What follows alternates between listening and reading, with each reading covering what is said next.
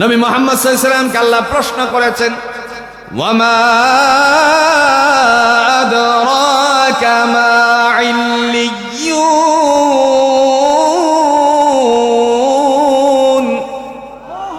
নবী গো, ইল্লিয়ুন সম্পর্কে আপনি কিছু জানেন নাকি? আল্লাহ নিজেই উত্তর দিয়ে বললেন, কিতাবুম মারকুম, এটা হলো হিসাবের খাতা। তার মানে হিসাবের খাতা, জুড়ে বলুন তো, আছে কার কাছে? সেদিন আল্লাহ পাক রব্বুল আলামিন হাশরের ময়দানে উপস্থিত করবেন। উপস্থিত করার সময় দুইটা ভাগে ভাগ করবেন। প্রথমত কয় দল? জুড়ে কোন কয় দল? প্রথমত হবে দুই দল। এরপরে আল্লাহ পাক আরো তিনটা দলে বিভক্ত করবে। তিন দলের মাঝখানে যে দল হবে তারা হবে শুহাদাদের দল। জোরে কন্যা সুবহানাল্লাহ। আল্লাহ সেদিন দুটা দলে বিভক্ত করবেন। একটা দল হবে ডান দিকে, আরেকটা দল হবে বাম দিকে। দুনিয়াতে যারা বামপন্থী ছিল তাদের জন্য বিপদ। জোরে কণ্ঠ আছে কিনা? প্রথম নাম্বার দলের মধ্যে এক দল হবে ডান দিকে, আরেক দল বাম দিকে। দলিল আছে? কথা কন্যাকে আছে? দুইটা দল, এটার দলিল আগে নেন। আল্লাহ বলছেন, ওয়ামতাজুল ইয়াউমা আইয়ুহাল মুজরিমুন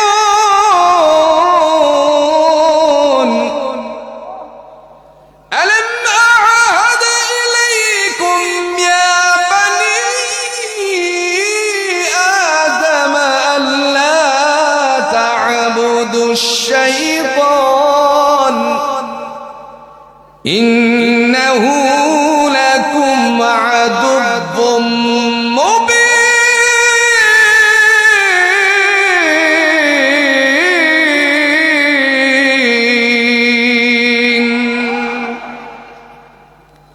মহান আল্লাহ রাব্বুল আলামিন ডাক দিয়ে বলবেন, ওয়ামতাজুল ইয়াউমা আইয়ুহাল মুজরিমুন, বাধ্যগত দল থেকে অবাধ্যচারীর দলেরা পৃথক হয়ে যাও। তার মানে এক দল যাবে ডান দিকে, আরেক দল জুড়ে কোন দিকে? বাম দিকে যারা যাবে তাদেরকে আল্লাহ পাক রব্বুল আলামিন ডেকে বলবেন, তোমরা দাঁড়ানোর কোনো সুযোগ নাই, সোজা জাহান্নামে চলে যাও। এরা হলো আবু জাহেলের দল। কথা কোন কার দল? জোরে কোন কার দল? যারা ইসলাম গ্রহণ করে নাই। আল্লাহ বলবেন সোজা চলে যাও। দলিল আছে? কথা বুঝেন নাই? দলিল আছে? আল্লাহ দলিল দেন। والذين كفروا وكذبوا بآياتنا أولئك أصحاب النار أولئك أصحاب النار هم فيها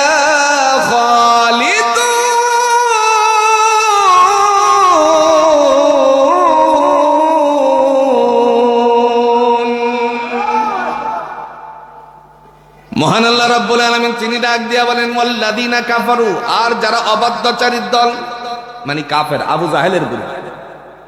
ওয়া কাযযাবু বিআয়াতিনা, যারা আমার কোরআনের সাথে মিথ্যা ব্যবহার করেছে, উলাইকা আসহাবুন নার, তারা হলো জাহান্নামবাসী। হুম ফিহা খালিদুন, আর অনন্তকালের জন্য জুড়ে বলুন তো জাহান্নামে পাঠিয়ে দিবেন কে? এখন দল কয়টা? কথা কন্যাকে কয়টা?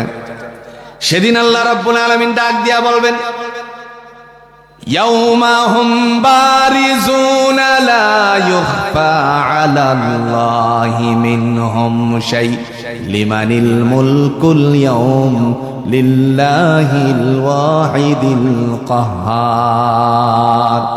ওই দিবসে কাহারও কোনো ত্রুটি বিচ্যুতি গোপন করা হবে না। তিনি রেখে বলবেন, লিমানিল মুলকুল ইয়াউম, আজকের রাজা বাদশাহী কার? ডাক দিয়ে বলা হবে, লিল্লাহিল ওয়াহিদিল কাহ্হার, একমাত্র পরাক্রমশালী। জুড়ে বলুন তো তার নাম কি? মালিক,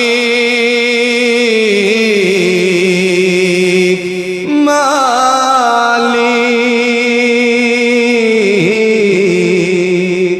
মালিক।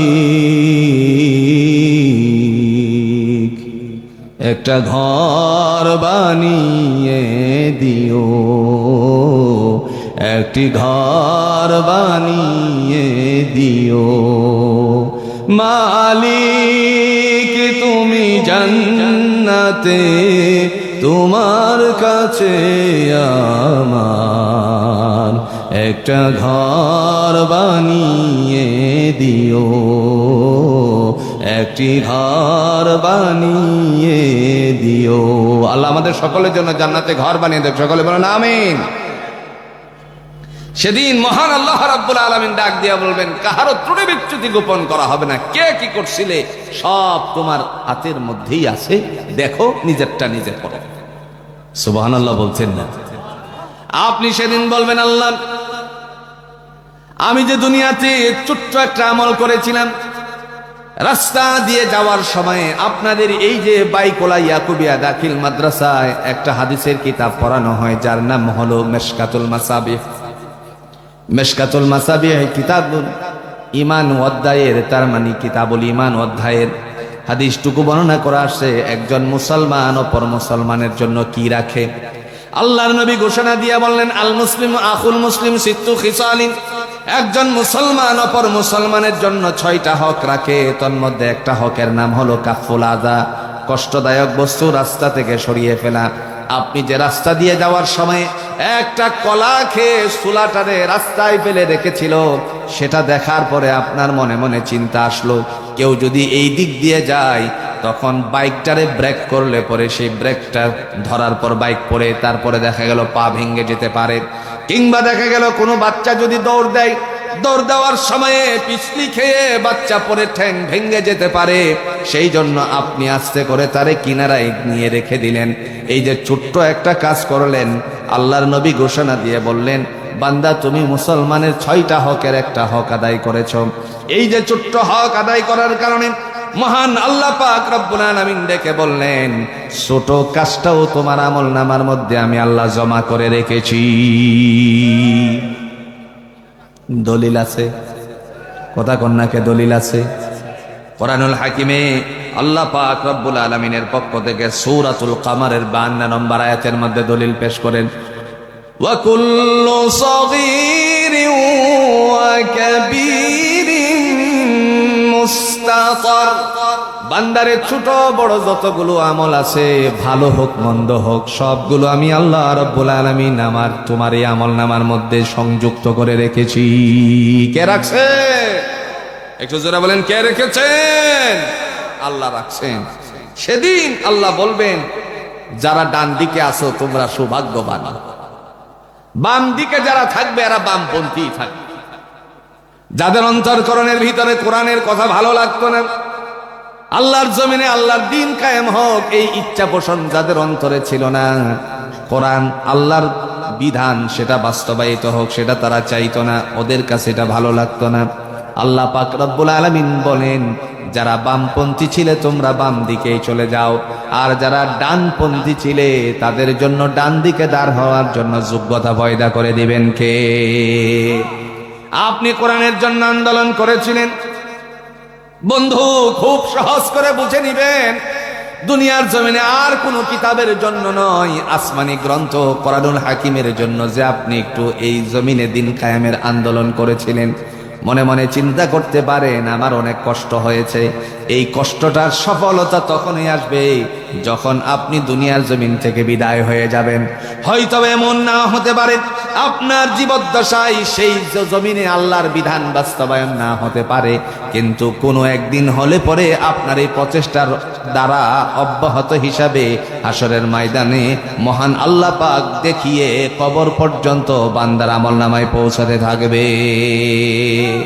কে করে দিবেন? একটু জোরে বলেন, কে করে দিবেন? সেদিন আল্লাহ রাব্বুল আলামিন ডাক দিয়ে বলবেন, জগতের মানুষেরা তোমাদের জন্য আমি আল্লাহর পক্ষ থেকে ফায়সালা করেছিলাম, ওয়া কুল্লু সাগীরিন ওয়া কাবীরিন মুস্তাতার, যত ছোট বড় যা কিছু করেছো সব তোমার আমলনামার মধ্যে জমা আছে। সুবহানাল্লাহ বলতেন না? এরপরে আল্লাহ বলেন, এবার আসো সামনে। তিনি বলতেছেন, যাদের ডান হাতে আমলনামা যাবে তাদের জন্য সৌভাগ্যবান, তারা নিজেরা নিজেরটাই পড়বে।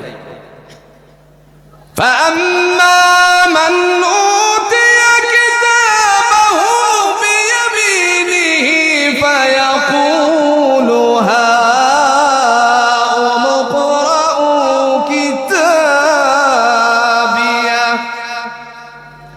আল্লাহ ডেকে বলবেন যাদের ডান হাতে আমলনামা চলে গেল তোমাদের আমলনামা নিজেরাই পড়ো। আর সেটা যখন বান্দা পড়বে সাথে সাথে মুস্কি একটা হাসি দিয়ে বলবে ইন্নী জানান্তু আন্নী মুলাকিন হিসাবিয়া। আয় আল্লাহ, আমি জানতাম আমাকে হিসাবের সম্মুখীন করা হবে, এই কারণে আমি তোমার কথাগুলো শুনেছি।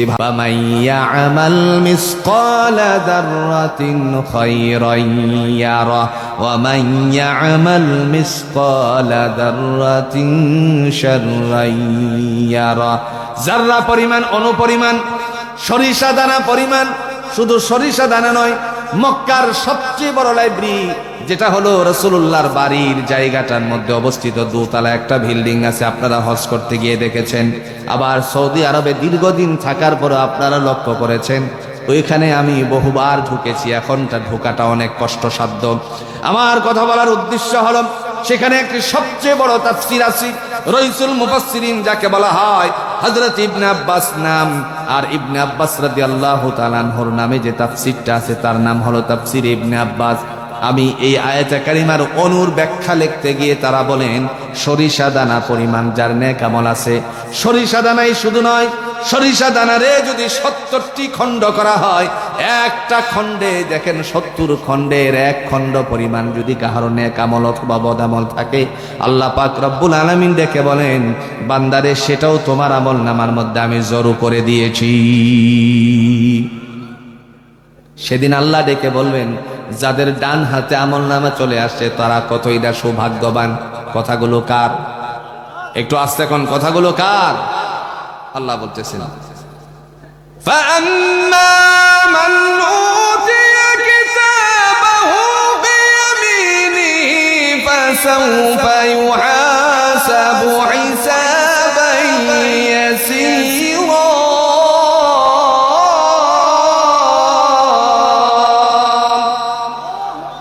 আল্লাহ বলেন যাদের ডান হাতে আমলনামা দেওয়া হবে তাদের হিসাব নিকাশ আমি আল্লাহ সহজ করে দিয়েছি। তার মানে হলো যখন হিসাব নিকাশ সহজ, জোরে বলুন তো তার ঠিকানা আল্লাহ কি রেখে দিয়েছেন। আর যাদের বাম হাতে আমলনামা চলে গেল, ফাআম্মা মান উতিয়া কিতাবাহু বিয়ামিনিহি ফাসাউফা ইউহাসাবু হিসাবান ইয়াসীরা ওয়া ইয়ানকালিবু ইলা আহলিহি মাসরুরা। ডান হাতে আমলনামা যাদের আছে ওই মানুষগুলোকে ডাক দিয়া বলবে তোমরা কতই না সৌভাগ্যবান, তোমাদের পুরুষ, তোমাদের মাতৃপুরুষ, পিতৃপুরুষ যাদের সাথে মিলেমিশে জীবন যাপন করেছিলে দুনিয়ায়, এদের সাথে মিলিত হয়ে যাও, কারণ আমি আল্লাহ আজকে একে অপরের সাথে মিলেমিশে থাকার জন্য বন্দোবস্ত করে দিয়েছি। সুবহানাল্লাহ বলে। আর সেদিন ডাক দেওয়া হবে যাদের বাম হাতে আমলনামা গেছে, ওই সমস্ত মানুষগুলোকে ডেকে দেন। আল্লাহ বলবেন ওয়া আম্মা মান উতিয়া কিতাবাহু ওয়ারাআ যহরিহি ফাসাউফা ইয়াদউ সুবুরা। যাদের আমলনামা পশ্চাতে দেওয়া হবে, খুব ভালো করে বুঝেন পশ্চাতে কেমনে দিবেন, তার উদ্দেশ্য আল্লাহ কি নিয়েছেন। মহান আল্লাহ পাক রব্বুল আলামিন বলেন বাম হাতে আমলনামা দিয়ে এই আমলনামাটারে আস্তে করে বান্দা কেমনে পড়বে, পড়ার জন্য তার বন্দোবস্ত করা হবে। হাতটাকে ঘুরিয়ে বুকের ভিতরে ঢুকিয়ে তারপরে পিছনের দিকে নিয়ে যাওয়া হবে। পিছনের দিকে নিয়ে যাওয়ার পরে মহান আল্লাহ পাক রব্বুল আলামিন দেখে বলবেন তোমার আমলনামা তুমি পড়ো। সেদিন মানুষেরা ডাক দিয়ে বলবে আল্লাহ আমার চেহারা হলো সামনের দিকে আর হাত চলে গেল পিছনের দিকে, আমারটা আমি কেমনে পড়ি?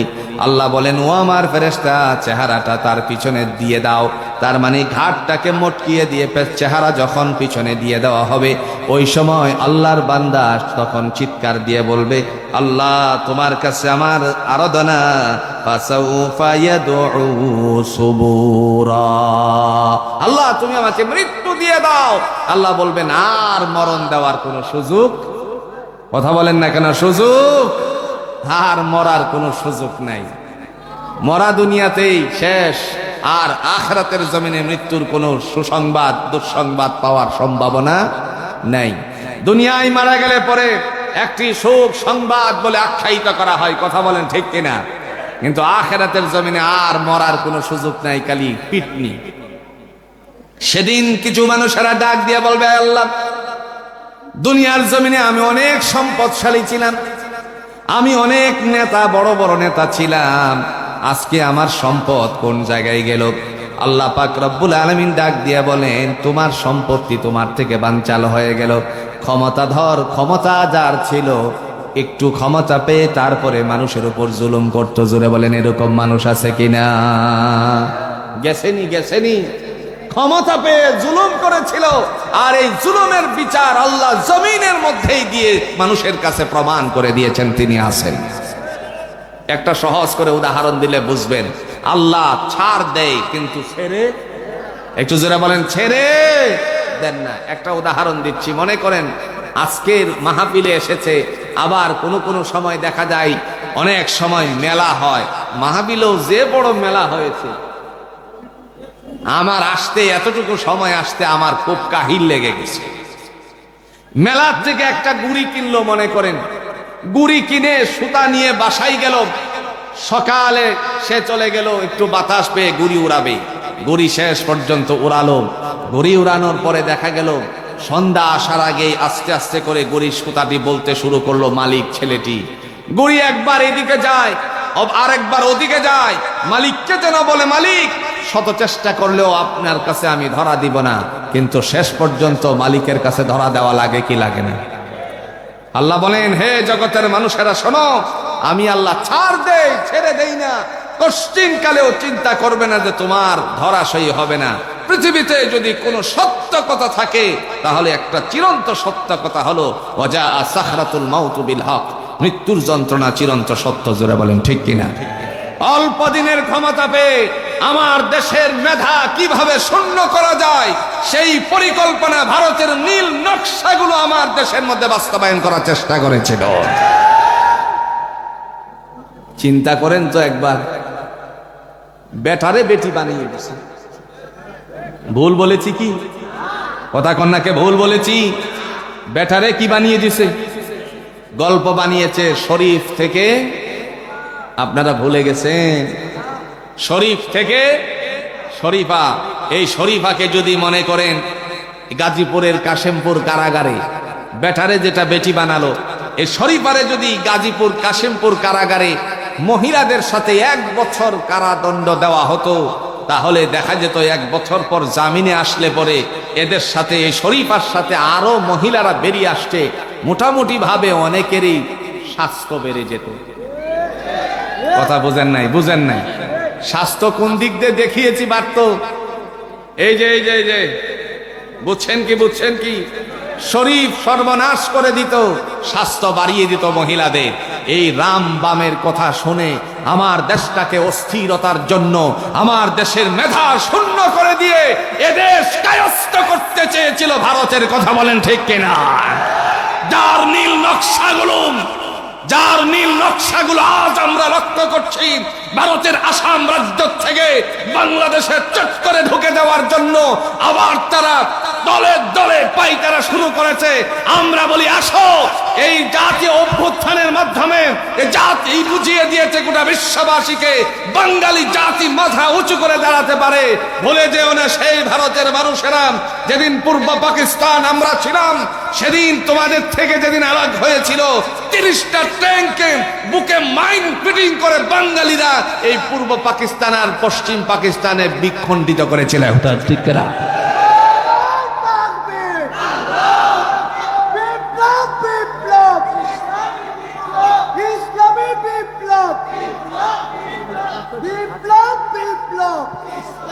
আমার ভাইরা, আজ দেখেন তো, ওই যে একটা হকার সাংবাদিক আছে ভারতে, আপনারা দেখেছেন তারে? ওরে আল্লাহ রে, কি লাভ দেয় রে বাবা! ওটা হকার সাংবাদিক, মলম বিক্রিতে লাগিয়ে দিলে আমার মনে হয় খুব ভালো বিক্রি হতো। আমার মনে হয় ওই যে ইন্ডিয়ান বাম আছে, হ্যাঁ, নিক্স, এরপরে আপনার শ্রীপুরের ট্যাবলেট খাওয়ানোর জন্য মনে করেন যদি হকারির মধ্যে লাগিয়ে দেওয়া হতো তাহলে ভালো হতো।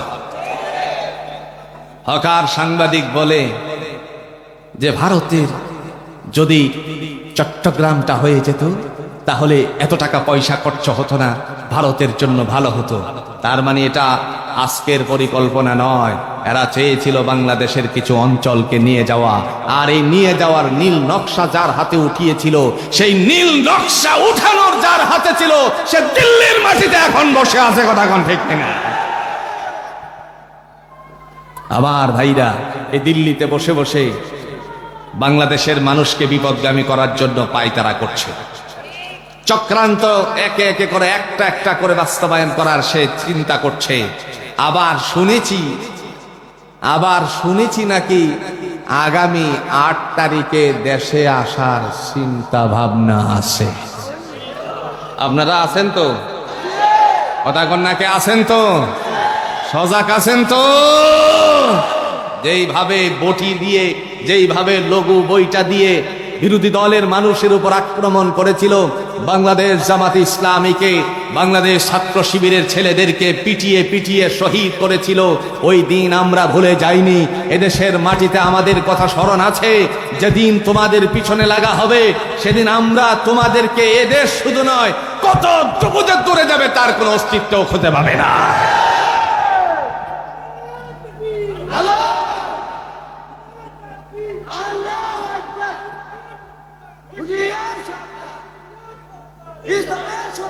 ভারত থেকে দেখেন, ভারত থেকে বাংলাদেশে আসার জন্য কত না পাই তারা করতেছে। আসুক, বলা ছিল আপনাদের পক্ষ থেকে খেলা হবে। কথা কন্যাকে আপনাদের ভাষা আপনাদেরকেই ফিরিয়ে দেওয়া হবে। খেলা হবে ইনশাআল্লাহ, খেলা হবে। আজ তাদের অস্তিত্ব খুঁজে পাওয়া যাচ্ছে না, কে কোথায় আছে লুকিয়ে বলতেও চাই। কথা কন না কেন? এটা দেখেন তো কোরআনের সাথে মিলান। কোরআনুল হাকিম দিয়ে আল্লাহ বলেন, আমতাজুল ইয়াউমা আইয়ুহাল মুজরিমুন আলাম আ'হাদ ইলাইকুম ইয়া বানি আদম আল্লা তা'বুদুশ শাইতান ইন্নাহু লাকুম আদুউম মুবিন। বাধ্যগত দল থেকে অবাধ্যচারীর দলকে যখন আল্লাহ বলবে পৃথক হয়ে যাও, সেদিন পৃথক করে দিলে পরে ওই মানুষেরা বিপদগামী কেমনে হবে? আজ আমরা লক্ষ্য করেছি, কোরআনে আল্লাহ বলছেন, ওয়াত্তাকু ইয়াওমান লা তাজজি নাফসুন আন নাফসিন শাইআ। ওই আত্মাকের কথা বলা হলো, ওই দিবসকে ভয় করো যেদিন কোনো নফসের উপকারে আসবে না, যদি কোনো আত্মার উপকারে আসবে না। আজ বাংলাদেশে আমরা লক্ষ্য করেছি, একজন এই দলের একজন আর একজনের সাথে নিজেরা সাক্ষাৎ করতে পারতেছে না। ঢাকা ভার্সিটি একটু বুঝেন, ঢাকা ভার্সিটি থেকে ফোন দিছে ছাত্রী লীগের একজন কর্মী, দিয়ে বলছে, সাদ্দাম ভাই আপনি কোথায় আছেন? সাদ্দাম ভাই বলে, এখন কি এই কথা বলার সুযোগ আছে কোথায় আছি? এটা বলা যাবে না। কথা বুঝেন নাই? কোথায় আছি বলা যাবে না। এই যে বলা যাবে না বললো, আপনারা কনসাই এখন আর তাদের মুখ থেকে বেরিয়েও বের করতে পারতেছে না। আর একজন যেন বলতে বলতে বলেই ফেলছিল, এদেশের মধ্যে বিএনপি জামাতের আর কোনো রাজনীতি থাকবে না, এদেরকে শেষ করে একমাত্র দল থাকবে। মনে পড়ে এই মগা বিদেশে থেকে আপনার একবার এক কথা বলে আরেকবার আরেক কথা বলে। কথা বলার উদ্দেশ্য হলো, আল্লাহ পাক সেদিন ডাক দিয়া বলবেন, লা ইউখফা আলাল্লাহি মিনহুম শাই, তোমাদের কোনো ত্রুটি বিচ্যুতি গোপন করা হবে না। লিমানিল মুলকুল ইয়াউম, আজকের রাজা বাদশাহী কার? লিল্লাহিল ওয়াহিদিল কাহ্হার, একমাত্র পরাক্রমশালী। জোরে বলেন কে? আর একটু জোরে বলেন কে? আল্লাহর সাহায্য অতি সন্নিকটে, আল্লাহর সাহায্য অতি সন্নিকটে। বুখারীর বর্ণনায় আবু আব্দুল্লাহ মুহাম্মদ ইবনুল ইসমাঈল রাহিমাহুমুল্লাহ তাআলা আনহু, তিনি তার বুখারী চ্যাপ্টারে উল্লেখ করেছিলেন, ইতিহাসের পাতায় স্বর্ণাক্ষরে লেখা আছে 313 জন সাহাবীদেরকে নিয়ে 1000-এর সাথে যুদ্ধ করে বিজয় লাভ করেছিলেন। সাহায্য কার থেকে এসেছিল? জোরে কন্যাকে, সাহায্য কার থেকে এসেছিল?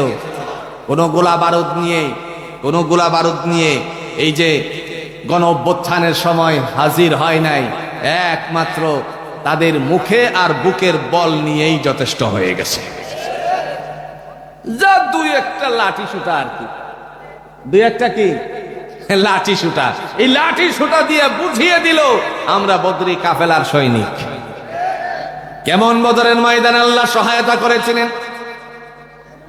মুহাম্মদুর রাসূলুল্লাহ সাল্লাল্লাহু আলাইহি ওয়াসাল্লাম 311 জনদেরকে নিয়ে যখন বদরের ময়দানে উপস্থিত হলেন, প্রথমত 311 জন মনে রাখবেন, একই মায়ের গর্ভজাত সন্তান 2 জন গিয়ে হাজির হয়ে বলল, ইয়া রাসূলুল্লাহি, শুনেছি আপনি নাকি সাহাবীদেরকে এখানে উপস্থিত করেছেন আবু জাহেলের বিরুদ্ধে লড়াই করার জন্য। এই মুহূর্তে আল্লাহ পাক রব্বুল আলামিনের হাবিব বললেন, ঠিক আছে, তোমাদেরকে আমি একজনের রাখলাম, আরেকজনকে বাদ দিয়ে দিলাম। ছোট ভাই ডাক দিয়ে বলল, ইয়া রাসূলুল্লাহি, আমার বড় ভাইকে রাখলেন, আমারে কেন বাদ দিয়ে দিলেন? মুহূর্তের মধ্যে আল্লাহর নবী বললেন, যুদ্ধ করার জন্য তো শক্তির প্রয়োজন। এই মুহূর্তে আল্লাহর বান্দা হযরত মুআবিজ রাদিয়াল্লাহু তাআলা আনহু ডেকে বললেন, ইয়া রাসূলুল্লাহি, কেমনে বুঝলেন আমার গায়ে শক্তি কম? আমি যদি আমার ভাইকে পরাস্ত করতে পারি, দিনের নবী আমাকে ওয়াদা করুক বদরের ময়দানের সাথীদের সাথে অন্তর্ভুক্ত করে নিবেন।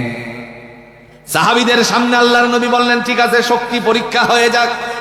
বড় ভাই আর ছোট ভাই শক্তি পরীক্ষা করার জন্য একে অপরকে যখন চাপ দিয়ে ধরবে, এর আগ মুহূর্তে আপনাদের এলাকায় খেলাটা আছে, আমাদের কিশোরগঞ্জের ভাষায় সেটাকে বলা হয় কুস্তি খেলা। আপনারা কি বলেন? একটু জোরে বলেন, কি বলেন? কুস্তি খেলা। নবীজি বললেন, ছোট ভাই আর বড় ভাইকে তোমরা আক্রমণ করো। যখন অ্যাটাক করার জন্য রাসূলের থেকে আদেশ আসছে, বড় ভাই আর ছোট ভাই দুইজনরে ধরে ফেলেছেন। ধরার আগে ছোট ভাই চোখে একটা ইশারা দিয়ে বলল, ভাইয়া, তুমি তো জানো তোমার গায়ে শক্তি বেশি, আমিও জানি তোমার গায়ে শক্তি বেশি। আজকের দিনে যদি তোমার সমস্ত শক্তিটা আমার উপরে প্রয়োগ করো, তাহলে আমি বদরের ময়দানে তোমার সামনে এবং রাসূলের সামনে পরাজিত হয়ে যাব। আমি যদি পরাজিত হয়ে যাই, তাহলে আমি আর বদরের ময়দানে রাসূলুল্লাহর সাথী হয়ে আবু জাহেলের বিরুদ্ধে লড়াই করতে পারবো না। দয়া করে তোমার শক্তিটারে বিসর্জন করে দিও, একটু করে বুকটার মধ্যে ওঠার মতন বন্দোবস্ত করে দিও। আর একটু আস্তে কোন সুবহানাল্লাহ। হঠাৎ করে যখন আল্লাহর বান্দা কিছুক্ষণ ঘাড়াঘাড়ি করার পরে নিচে ফেলে দিল। কিছুক্ষণ ঘাড়াঘাড়ি কেন করলেন? তার পিছনে কারণটা কি? যদি একবার ধরা মাত্রই পড়ে যেত, তাহলে সাহাবীরা এবং রাসূলুল্লাহ সাল্লাল্লাহু আলাইহি সাল্লাম বুঝতেন মনে হয় এর আগের থেকে কন্ট্রাক্ট করেছিল। এই জন্য আল্লাহর বান্দারা কিছুক্ষণ ঘাড়াঘাড়ি করেছে যাতে করে কেউ না বুঝতে পারে। হঠাৎ করে যখন নিচে ফেলে দিল বড় ভাইকে, বুকের উপরে উঠে আল্লাহর বান্দা চিৎকার মেরে বলল, ইয়া রাসূলুল্লাহ, আমি আজকে আমার বড় ভাইকে নিচে ফেলে দিলাম, এবার বলুন তো আমি বদরের ময়দানে যাওয়ার অনুমতি পেলাম কিনা? সাথে সাথে আল্লাহর নবী ডাক দিয়ে বললেন, তোমাকেও আজকের বদরের ময়দানে যাওয়ার অনুমতি দিয়ে দিলাম, থাকার অনুমতি দিলাম। এই হলো 313 জন। 313 জন যখন আল্লাহর নবীর সাথে যুদ্ধ পরিচালনা করবে, এই সময়ে তিনি ডাক দিয়ে বললেন, 4টা ভাগে বিভক্ত করো, জাইশে মুকাদ্দাম। এরপরে যখন বিভক্ত শুরু হয়ে গেল, একজন বীর বিক্রম সাহাবীকে আল্লাহ ডাক দিয়ে বললেন, তার নাম ছিল হযরত আব্দুর রহমান ইবনে আউফ। বুখারীর বর্ণনায় আসছে, হযরত আব্দুর রহমানকে আল্লাহর বান্দা ডাক দিলেন। নবীজি বললেন, আব্দুর রহমান ইবনে আউফ, আপনি সামনে আসুন। তিনি যখন সামনে গেলেন, সাথে সাথে বললেন, আব্দুর রহমান, আপনি এই 2 জন বালক, একজনের নাম হলো মুআজ আর একজনের নাম হলো মুআব্বিজ, 2 জনরে নিয়ে আপনি বদরের ময়দানে যুদ্ধ পরিচালনা করবেন। আল্লাহর বান্দা মনে মনে চিন্তা করলেন, ইয়া রাসূলুল্লাহ, আমি যে একজন বীর, আজকে সমস্ত বীরত্ব আমার শেষ হয়ে গেল। কিন্তু নবীজি দিয়েছেন, অস্বীকার করার মতো না, বিরোধিতা করার মতো নাই। কারণ দুনিয়ার জমিনে যারা রাসূলের বিরোধিতা করে, জুড়ে বলুন তো তার জবাব দিবে কে? কোরআনে আল্লাহ রাব্বুল আলামিন সূরাতুন নিসার 80 নম্বর আয়াতের মধ্যে বলছেন, মাইয়ুতি'র রাসূলা ফাকাদ আতা আল্লাহ। আল্লাহ বলেন, যারা আমার নবীর হুকুম মান্য করলো, তারা আমি আল্লাহকে মানলো। তার মানে নবীরে যারা মানে, তারা আল্লাহকে মানে। নবীকে মানার সিস্টেম আছে, অন্যায়ভাবে মানার কোনো, জোরে বলেন তো, কোনো সুযোগ আছে নাকি? একজন নবীরে খুব মানে, কিন্তু আল্লাহ নবীর তরিকা মোতাবেক জীবন পরিচালনা করে না। এই মানা কষ্টিনকালেও মানা হতে, একটু জোরে কোন মানা হতে। এরা গজল বানাইছে। আল্লাহর নবী আসেনি, বসেন বসেন, আইসে দিলেন।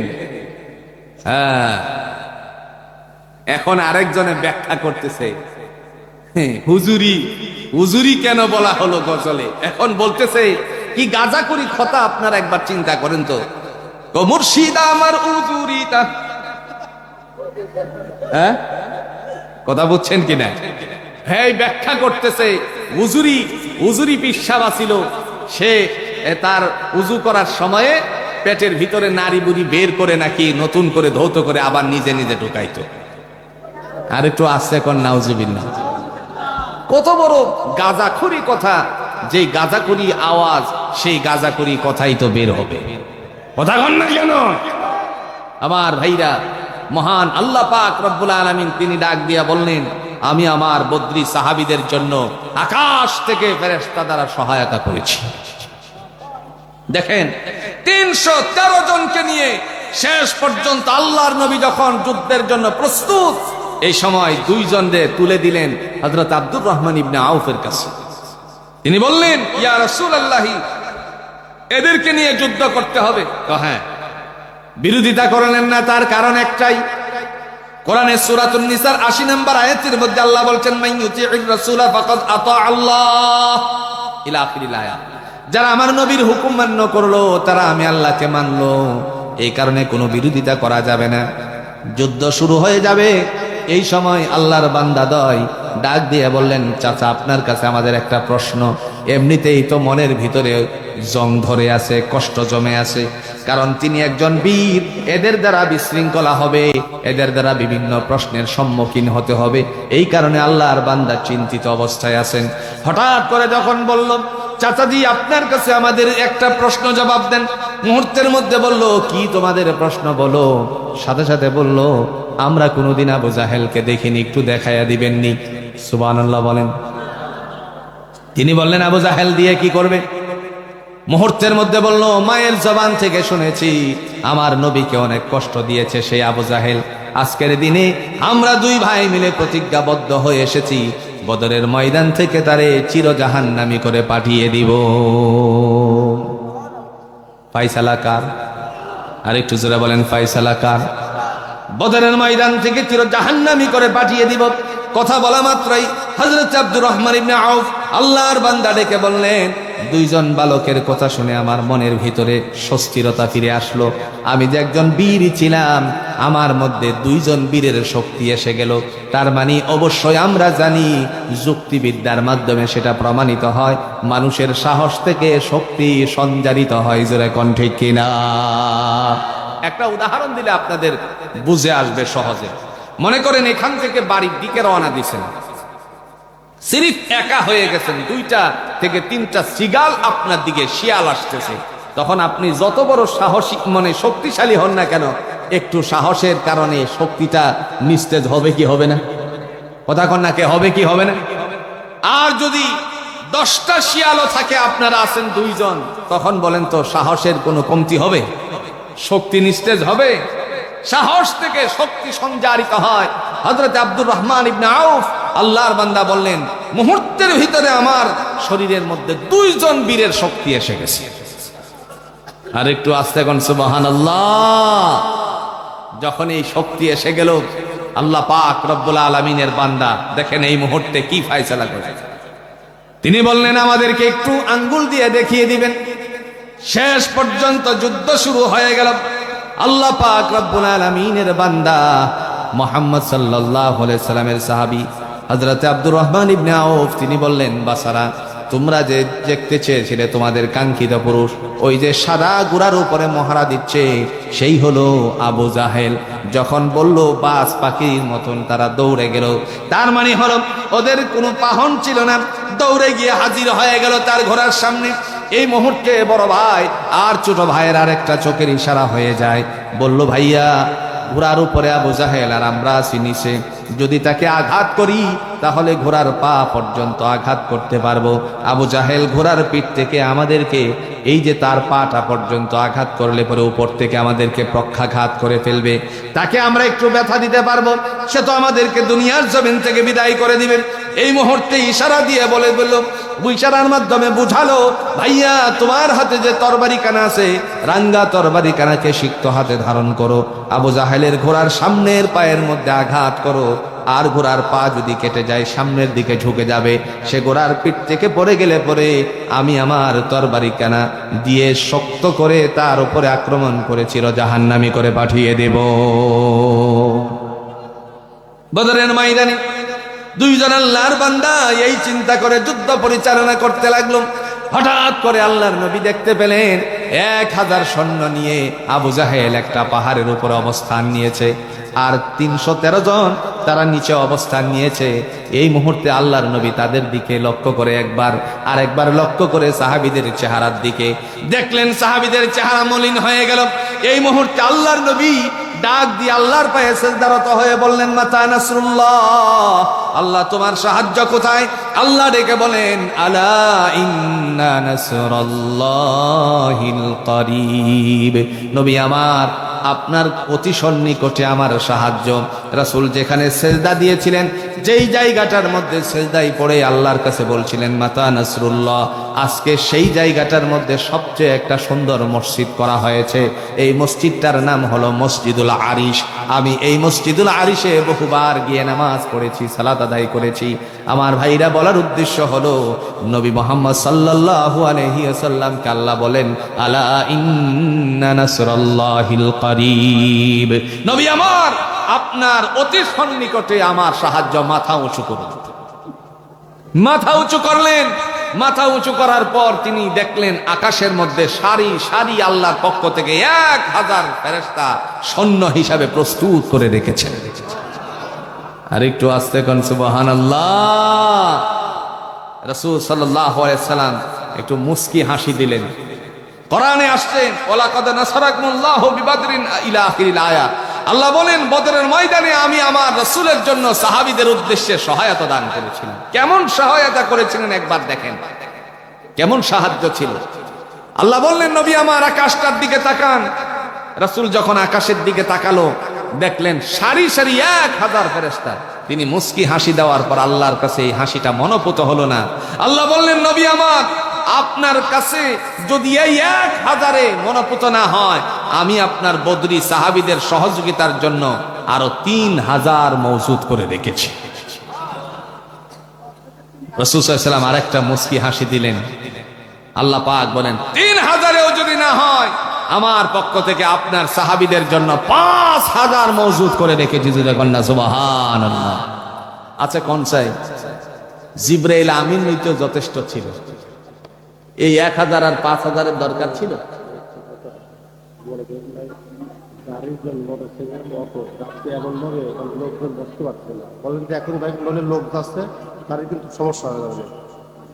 আচ্ছা, গাড়ির জন্য লোকেরা বসতে পারতেছে না, আপনারা একটু সহযোগিতা করে মোটর সাইকেলগুলো একটু বের করে দিবেন। অটো গাড়ি, বিশেষ করে অটো গাড়িগুলো একটু বের করেন, কারণ এখানে জায়গা ধরতেছে না। কি করবেন ভাই? মোটর সাইকেলগুলো না, আমরা একটু জিকির করি, লা ইলাহা ইল্লাল্লাহ, জোরে জোরে, লা ইলাহা ইল্লাল্লাহ।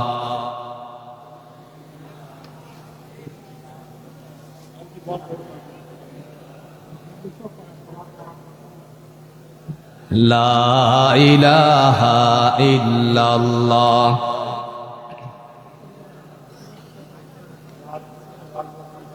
আল্লাহ আল্লাহ কি যে মধুর নাম, আল্লাহ আল্লাহ কি যে মধুর নাম। ধরার তামা মনি মুক্তা পান্না হীরাম সোনা দানাম, হয় না তাহার দাম। আল্লাহ আল্লাহ কি যে মধুর নাম, আল্লাহ আল্লাহ কি যে মধুর নাম।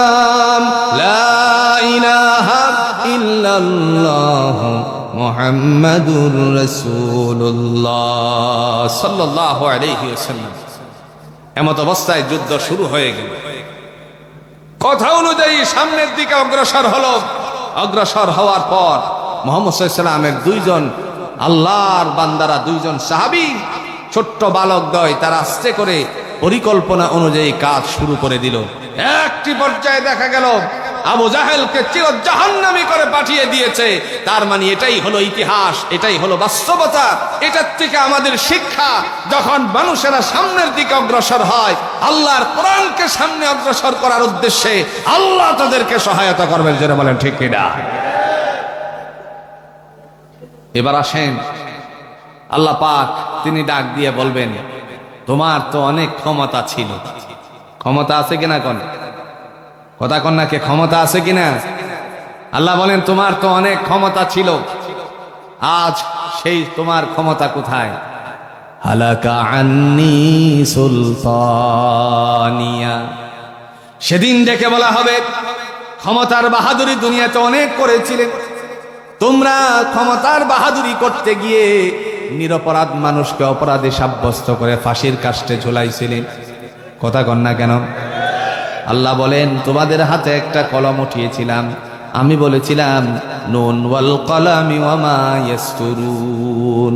আমি শপথ গ্রহণ করেছিলাম কলমের। সেদিন তোমাদের হাতে কলম দিয়েছিলাম, তোমরা অন্যায়ভাবে কলমটা চালিয়েছিলে, নিরপরাধ মানুষরা অপরাধী সাব্যস্ত করে তারপর তাদেরকে ফাঁসি কাস্টে ঝুলিয়েছিলে। শুধু তাই নয়, জীবনটারে শেষ বেলায় নিঃশেষ করে দিয়েছিলে, কারাগারের জিন্দেগি পার করিয়েছিলে।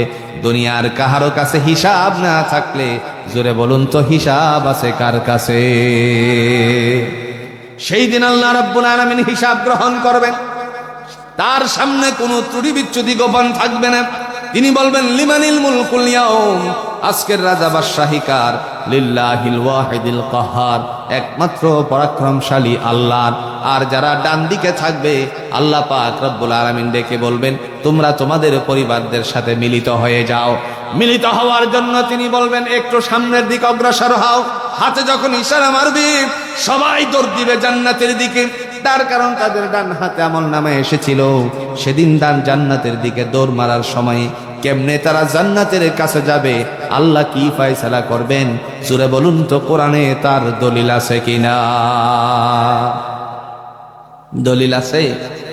জোরে কোন দলিল আছে?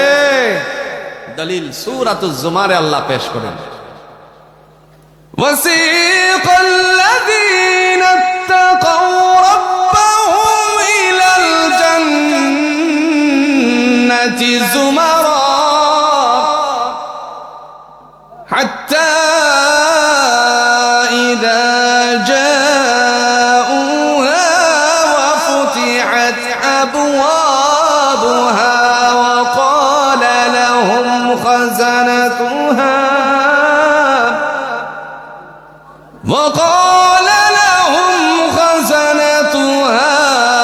سلام عليكم طبتم فادخلوها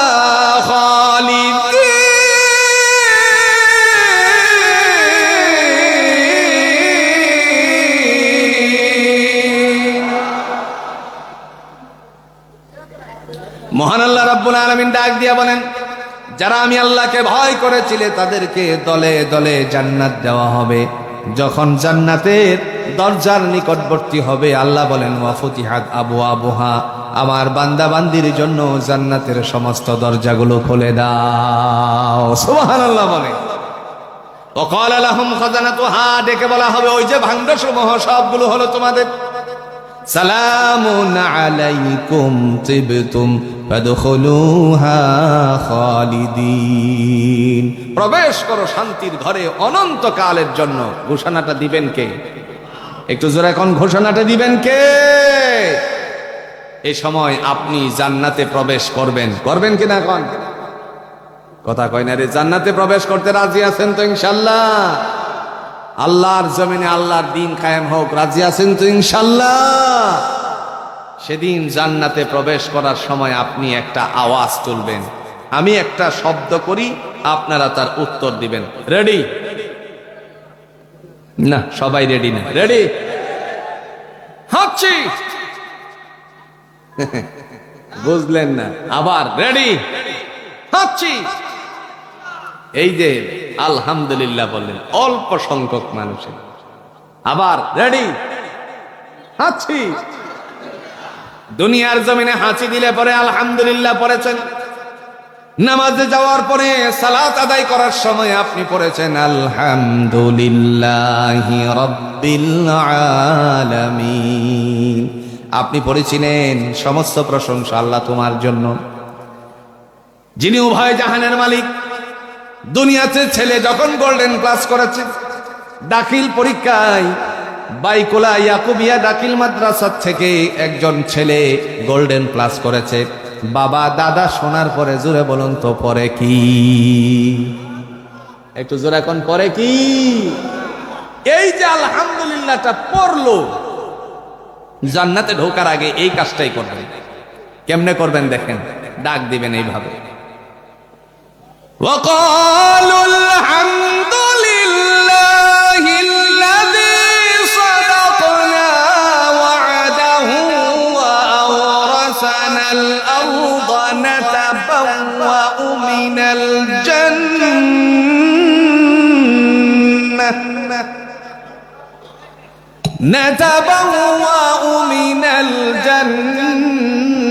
الجنة حيث نشاء فنعم أجر العاملين।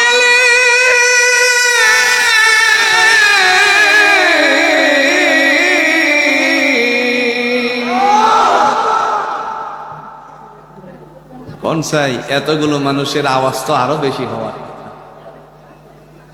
আপনাদের পাবনার মাটির মানুষের আওয়াজ যে কতটুকু আমি তো জানি, গত বছর এর চেয়ে অর্ধেক ছিলেন, তারপরে এতটুকুর চেয়েও বেশি আওয়াজ হয়েছে। একটু জোরে মারবো তো ইনশাল্লাহ, জোরে মারবো তো ইনশাল্লাহ। লিল্লাহে তাকবীর। وقالوا الحمد لله الذي صدقنا وعده وأورثنا الأرض نتبوأ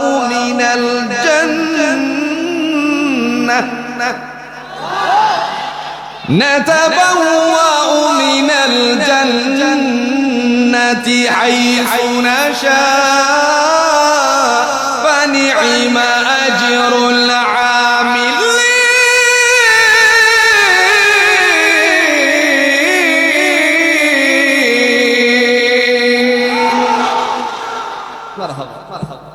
মহান আল্লাহ রাব্বুল আলামিন সেদিন ডাক দিয়ে বলবেন ওয়াকালুল হামদুলিল্লাহ, আল্লাহ সমস্ত প্রশংসা তোমার। দেখেন বান্দারা ঘোষণা দিবে ওয়াকালুল হামদুলিল্লাহ, আল্লাহ সমস্ত প্রশংসা তোমার। আল্লাযী সাদাকনা ওয়া'দাহু ওয়া আওরাসানাল আরদা নাতাবাওয়াউ মিনাল জান্নাতি হাইসু নাশা। অঙ্গীকার করেছিলে তোমার হুকুম মানলে, ভয় করলে, আহকামাতের তাবেদারি করলে পরে জান্নাত দিবা। আজ সমস্ত অঙ্গীকার বাস্তবায়িত হয়েছে, এই কারণে আমিও পড়ে নিছি আলহামদু। আর একটু জোরে বলেন আলহামদু।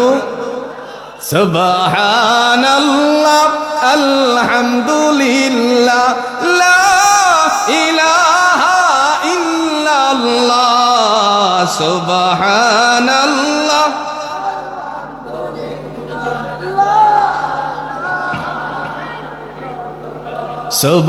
সুবহানাল্লাহ আলহামদুলিল্লাহ লা ইলাহা ইল্লাল্লাহ। তুমি বাঁচাও তুমি মারো, অবিরত ক্ষমা করো। তুমি বাঁচাও তুমি মারো, অবিরত ক্ষমা করো। ধরার যে জন তাকে ধরো, ধরার যে জন তাকে ধরো। তোমার মুঠোয় সবই আল্লাহ। সুবহানাল্লাহ আলহামদুলিল্লাহ লা ইলাহা ইল্লাল্লাহ সুবহানাল্লাহ।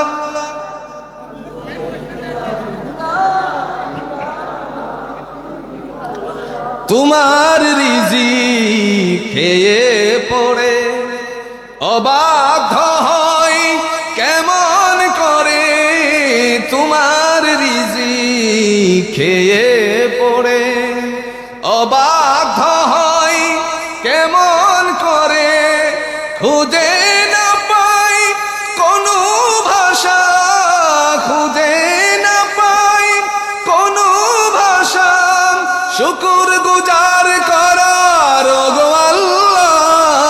সুবহানাল্লাহ আলহামদুলিল্লাহ,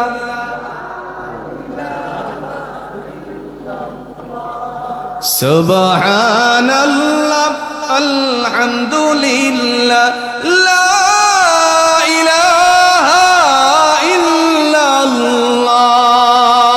প্রশংসা হবে কার? জান্নাতে প্রবেশ করার জন্য আল্লাহ বলার পরে সে মানুষ বলবে ওয়াকালুল হামদুলিল্লাহ, আল্লাহ সমস্ত প্রশংসা তোমার। এবার জান্নাতে পা দিয়ে ঢুকলো, বুঝেন কোথায় গেছে এখন? একটু জোরে এখন কোথায় গেছে? কোন হাতে আমলনামা এসেছিল? আরো জোরে বলেন কোন হাতে? এবার আল্লাহ বলেন ফেরেশতাদেরকে ডেকে, ও আমার ফেরেশতারা, আমার বান্দা বান্দি দুনিয়াতে সৎ কাজ করেছিল, তাদের মনে মনে ছিল আল্লাহর আইন চাই, সৎ লোকের শাসন চাই। আহারে, সৎ লোক খুঁজে পাওয়া বড় কঠিন হয়ে যাচ্ছে। ইনশাআল্লাহ এই জমিনের মধ্যে সৎ লোকের শাসন ব্যবস্থা কায়েম হবে ইনশাআল্লাহ। ওমর ইবনুল খাত্তাব রাদিয়াল্লাহু তাআলা আনহুর যুগের চিত্রগুলো আমাদের মনে আছে। বিগত দিনে দুর্দশা মানুষের পাশে যেইভাবে দাঁড়িয়েছিলেন জামাত ইসলামে আমির ডাক্তার শফিকুর রহমান সাহেব, আল্লাহর বান্দার সেই অবস্থাটুকু আমরা লক্ষ্য করেছিলাম। আমার কথা বলার উদ্দেশ্য হলো ইসলামী শাসন ব্যবস্থা হোক, সমস্ত উলামায়ে কেরাম ঐক্যবদ্ধভাবে এদেশের মধ্যে কোরআনের রাজ কায়েম হোক, সেটাই আমরা কামনা করি। কথা বলেন ঠিক কিনা? দিন হবে আল্লাহ, জমিনও আল্লাহর। খালাকাস সামাওয়াতি ওয়াল আরদি তিবাকা, আল্লাহ বলেন আসমান আর জমিনটারে আমি সৃষ্টি করেছি, সুতরাং স্রষ্টা হচ্ছেন এক, তিনি ছাড়া আর কোনো মালিক নেই। সেই অবস্থায় আল্লাহ পাক রব্বুল আলামিন ঘোষণা দিয়েছেন, যখন জান্নাতের ভিতরে তারা প্রবেশ করবে আল্লাহ ডেকে বলেন, ও আমার ফেরেশতারা যারা দুনিয়াতে কষ্ট করে আমার এখানে এসেছে, আমার হুকুমের দাবেদারি করে এসেছে, আজকের দিনে তাদের জন্য আমার জান্নাত থেকে একটা বসার বন্দোবস্ত করে দাও। দলিল আছে? কথা কন্যাকে দলিল আছে? দলিল সূরাতুর রহমানের পরের যে সূরা সূরাতুল ওয়াকিয়াতে আল্লাহ পাক ঘোষণা দিচ্ছেন, আলা সুরুরিন মাওদুনাতিন মুত্তাকিনা আলাইহা মুতাকাবিলিন ইয়াতুফু আলাইহিম বিলদানুম مخلدون بأكواب وأبارق وكأس من معين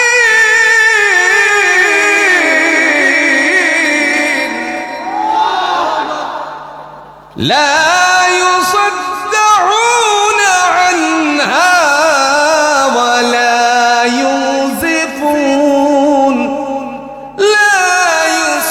يصدعون عنها ولا ينزفون لا يصدعون عنها ولا ينزفون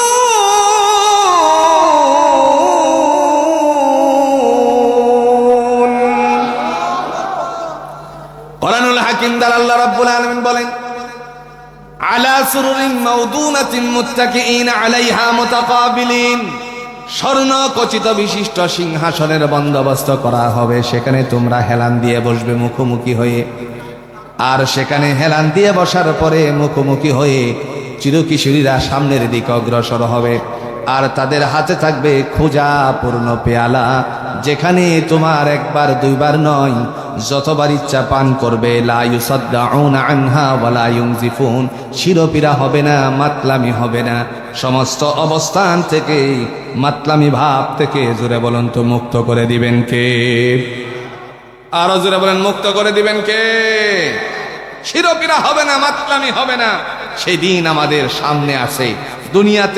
দুনিয়াতে ইমানি দৌলত নিয়ে যদি এখান থেকে ইমান আর আমল নিয়ে কেউ মারা যেতে পারে, আল্লাহ পাক রব্বুল আলামিনকে ভয় করে যদি আহকামাতের তাবেদারি করে যেতে পারে, তার জন্য জান্নাতের বন্দোবস্ত করে রেখেছেন কে? কালি শুধু জান্নাতের কথা আসলো সামনে, কাজ করলাম না, হবে কি? কথা কন্যাকে হবে কি? মসজিদে নববীতে রিয়াদুল জান্নাত আল্লাহ রাসূল সাল্লাল্লাহু আলাইহি সাল্লাম সাহাবীদের সাথে সর্ব অবস্থায় জান্নাতের কথাগুলো বলতেন। হযরত আয়েশা সিদ্দিকা রাদিয়াল্লাহু তাআলা আনহা বললেন, ইয়া রাসূলুল্লাহ, যখন আপনি কথা বলেন, কথা বলার ভিতর দিয়ে বেহেশতের কিছু কথা বলেন, কারণটা কি? রাসূল বলেন, আয়েশা, যদি আমার সাহাবীরা এর উপর উদ্বুদ্ধ হয়ে কিছু নেক আমল বাড়িয়ে করে, আল্লাহ তার জন্য জান্নাতের ফয়সালা করে দিবেন। এজন্য ভাইয়েরা আমার, আজকের আলোচনার মধ্য থেকে আমরা কি বুঝলাম? মহান আল্লাহ পাক রব্বুল আলামিন তার এই কিতাব, আসমানি কিতাব কোরআনুল হাকিম থেকে, কোরআনুল হাকিমের সূরাতুল ইয়াসিনের 81 নম্বর আয়াত থেকে তিনি ঘোষণা দিয়েছেন, আওয়ালাইসাল্লাযী খালাকাস সামাওয়াতি ওয়াল আরদা বিকাদিরিন আলা আন ইয়াখলুকা মিসলাহুম বালা ওয়া হুয়াল খাল্লাকুল আলীম। আল্লাহ পাক বলেন, যে নবমণ্ডল, ভূমণ্ডল, এই সব কিছু আমি সৃষ্টি করেছি। আকাশ জমিনের মালিক হচ্ছেন আল্লাহ, তিনি সর্বোপরি ক্ষমতার মালিক। পৃথিবীতে যদি আমরা সর্ব অবস্থায় আল্লাহর উপর ক্ষমতাশীল মনে করি, ইনশাআল্লাহ এই জমিনের মধ্যে তিনিই আমাদের জন্য দিন কায়েমের বন্দোবস্ত করে দিবেন। এরপরে মহান আল্লাহ পাক রব্বুল আলামিন তিনি ডাক দিয়ে বলছেন, হে জগৎবাসী, আমি যে সর্বময় ক্ষমতাধর, আমি যে সর্বোপরি ক্ষমতাধর, আমি যে সব কিছুর উপরে ক্ষমতাবান, তার বাস্তবতা তোমরা লক্ষ্য করেছো। ইতিহাসের পাতা থেকে কোরআনুল হাকিম আমাদেরকে শিক্ষা দিয়েছে, যারা ডান হাতে আমলনামাওয়ালা হবে, আল্লাহ তাদের জান্নাতের ফয়সালা করে দিবেন। আর যাদের অবস্থা হবে বাম দিকে, তারা দুনিয়াতেই অপদস্থ, পরকালেও অপদস্থ। আল্লাহ যেন আমাদেরকে এই অপদস্থতার থেকে হেফাজত করেন। সকলে বলো না আমিন। আর যারা বলেন আমিন।